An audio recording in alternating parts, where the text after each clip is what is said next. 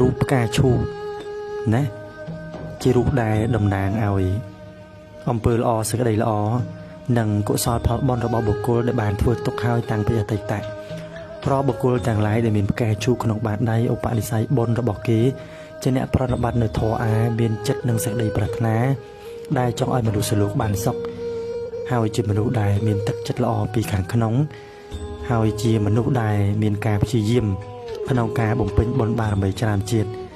ផ្កាឈូកនៅលើខ្សែជីវិតបានន័យថាបុគ្គលនោះគឺជាបុគ្គលដែលមានបុណ្យទ្រទ្រង់ជីវិតការពារមិនឲ្យគេមានគ្រោះថ្នាក់ភ័យអន្តរាយណាមួយកើតឡើងឡើយទោះបីជាគ្រោះថ្នាក់នោះកើតពីហេតុឬកម្មចាស់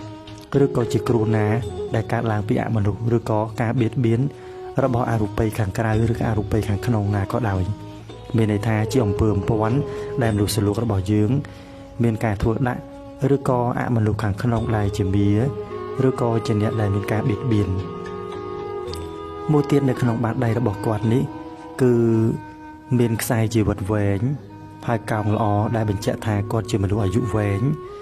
ព្រោះខ្សែជីវិតរបស់គាត់មិនបានដាច់អ្វីទេណា